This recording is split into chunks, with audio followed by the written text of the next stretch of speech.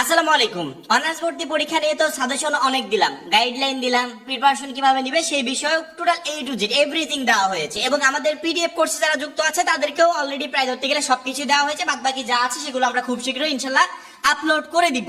কিন্তু আজকে আমরা কথা বলবো অনার্স ভর্তি পরীক্ষার্থীদের কিছু বিষয় একটু সতর্ক হতে হবে। এই বিষয়গুলো নিয়ে যদি আমরা সতর্ক না হতে পারি সেক্ষেত্রে ভর্তি পরীক্ষার জন্য যদি 24 ঘন্টা পড়াশোনা করেও প্রিপারেশন নেই তারপরেও কোনো লাভ হবে না। ভর্তি পরীক্ষা দিয়ে আসবো ঠিকই, কিন্তু পরীক্ষায় আমি ভালো রেজাল্ট তো দূরের কথা, আমার মনে হয় না যে পাসটাও করতে পারবো না।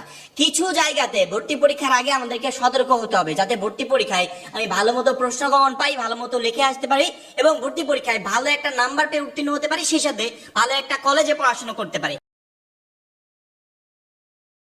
ভুল পড়াশোনা, যদিও এই বিষয়ে আমি আগে একটা ভিডিওতে হালকা একটু টাচ দিয়ে রেখেছিলাম, আজকে বিস্তারিত আলোচনা করব। সেটা হচ্ছে ভুল পড়াশোনা আবার কিভাবে হয়। পড়াশোনা তো পড়াশোনায়। আচ্ছা, অনার্স ভর্তি পরীক্ষার জন্য তুমি কি তোমার যে টেক্সট বুক গুলো আছে শুধুমাত্র এই টেক্সট বুক থেকে প্রিপারেশন নিচ্ছ?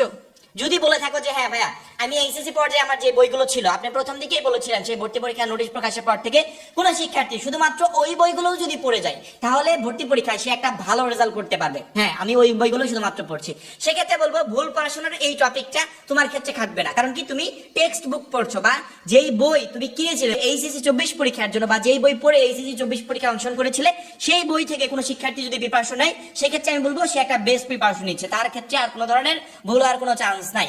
এখন যদি আমাকে বলো যে না ভাইয়া আমি ভর্তি সহায়িকা বই কিনেছি বা আদার্স প্রশ্ন ব্যাংক কিনেছি বা অন্যান্য যে কোনো কিছু কিনে সেখান থেকে আমি একটা বেস্ট প্রিপারেশন নিচ্ছি, সেক্ষেত্রে আমি বলবো এই পয়েন্টে তোমাকে একটু সতর্ক হতে হবে। সতর্ক কি, আমরা রিসেন্টলি ভর্তি সহায়িকা বইগুলোতে প্রচুর পরিমাণে ভুল ধরেছি, সেগুলো অ্যানালাইসিস করতে গিয়ে প্রচুর পরিমাণে ভুল ধরেছি, বিভিন্ন প্রশ্নে ভুল, বিভিন্ন প্রশ্নের উত্তরে ভুল এবং শিক্ষার্থীরা বিভিন্ন রকমের ভুল ধরে আমাদের কাছে